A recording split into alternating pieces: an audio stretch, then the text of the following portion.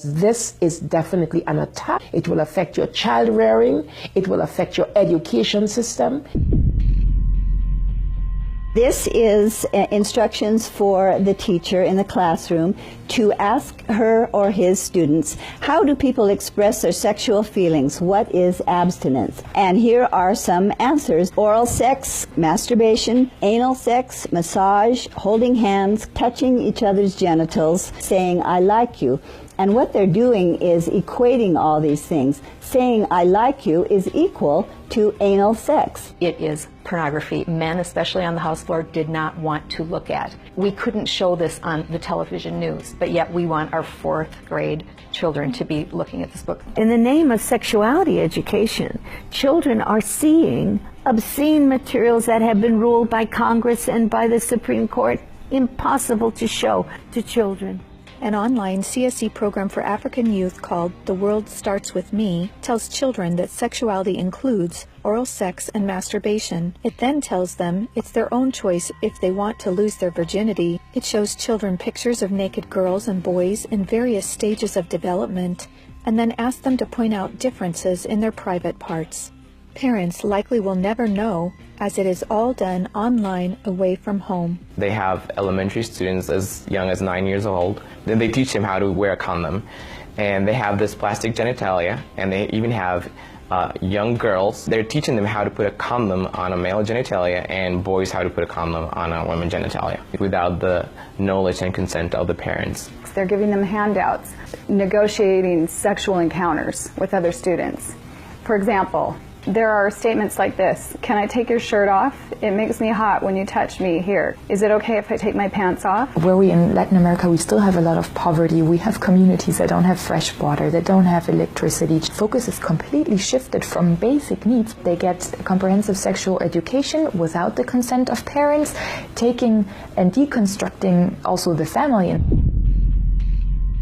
My brother Luigi and I had an opportunity to go to the United Nations and give a speech on the UN floor. I told them how Planned Parenthood was passing out a booklet for HIV positive youth at the United Nations called Healthy, Happy, and Hot. This is for the kids who have AIDS.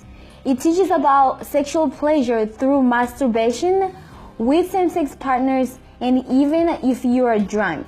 This pamphlet called Healthy, Happy, and Hot tells young people that you have the right not to disclose your HIV status to a sexual partner if you're not comfortable. It also tells young people that are HIV positive that if they decide with their partner not to wear a condom, that's their decision.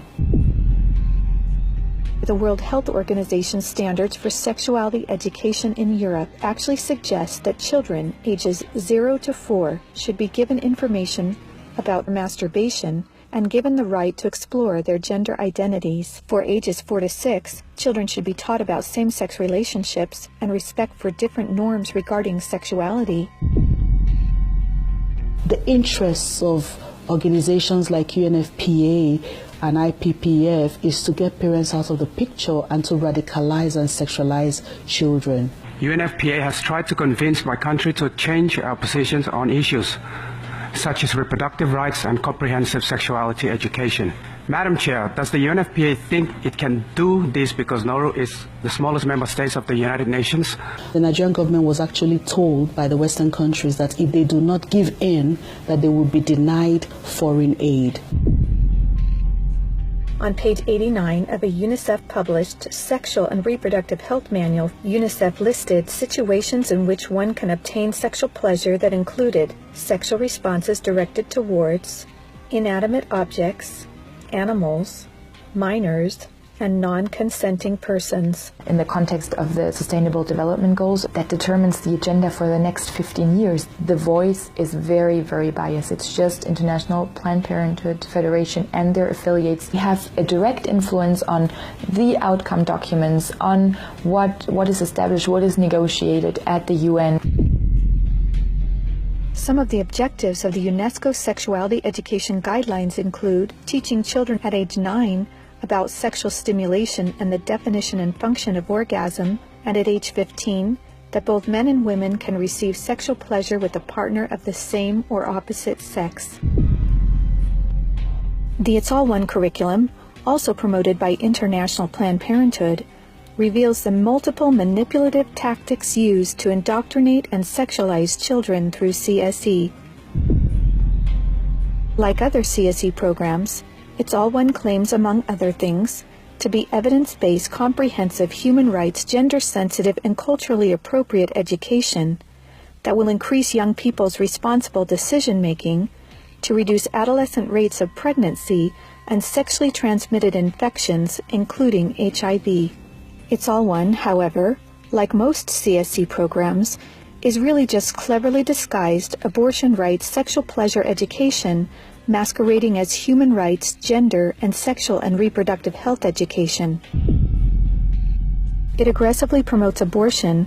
With over 112 references to abortion, It's All One has an obsessive focus on sexual pleasure, mentioning sexual pleasure 62 times. It promotes multiple sex acts and instructs children on how to stimulate themselves or their partner to orgasm. To explore their readiness, children fill out a worksheet that infers children are ready to have sex when you are feeling sexually attracted to the other person, and when you're feeling comfortable about telling the other person what feels good sexually. It teaches that human rights encompass sexual rights, including alleged rights to all persons to sexual expression and the right to seek sexual pleasure. Hooking children on sex is a multi-billion-dollar business for Planned Parenthood and other similar organizations. This is because children, or prospects, once sexualized, become Planned Parenthood customers, dependent upon their services. Comprehensive sexuality education programs are disguised under many names. They may be called comprehensive sex or sexual education, education on human sexuality, reproductive health education, information on sexual and reproductive health, family life education, teen pregnancy prevention, rape prevention, anti-bullying programs, HIV/AIDS prevention, and sometimes even abstinence or abstinence plus education. CSE programs usually falsely claim to be age-appropriate, evidence-based, healthy sexuality education that will prevent teen pregnancy, sexual abuse, STDs, and HIV. One of the handouts that concerns me the most is called the Genderbread Person. They teach that gender is a spectrum, that you can choose to be whatever you want. You could be all female one day and the next day feel like you're neither female or male. Frankly, it's confusing. It's mental molestation. We're confusing these kids as to what they are. From a medical perspective, when sexual freedom is the priority, then sexual health is going to suffer. There are laws in Oregon where children as young as 15 can get taxpayer-funded sex changes without parental consent. You can't have an aspirin at school without parental consent. However, a student could make these life-altering, permanent decisions without their parental knowledge or consent. Sexual rights, sexual education movements began with Dr. Alfred C. Kinsey. Kinsey actually had pedophiles measure with a stopwatch how many children could achieve what he called orgasms within a 24-hour period. Today, comprehensive sexuality education is based on this philosophy that children are sexual from birth, created by Kinsey. Say no to CSE! Say no to CSE! We've got to stop it. We've got to use everything at our disposal. We have to stand together to stop this attack against our children. And they have all this funding and this organization, but we know that if we stand together, we can do something for the family, for the children. We stopped the Kinsey sexuality education program in Croatia. It is time for parents to say, no, my family is mine. My wife is mine. I am hers. Our children are ours. Band together and find ways to stop it from entering your country. Men have to rise up, defend their family. On matters sexual, the fathers have got to stand up. Say, you have no place talking sexuality to my children. We resist it, even with our lives, because that's what life is all about. It's happening on our watch. If we don't do something about it, it is all of us that carry that guilt. To learn more and to sign the petition to stop comprehensive sexuality education, go to stopcse.org. Together, we can and will protect the world's children.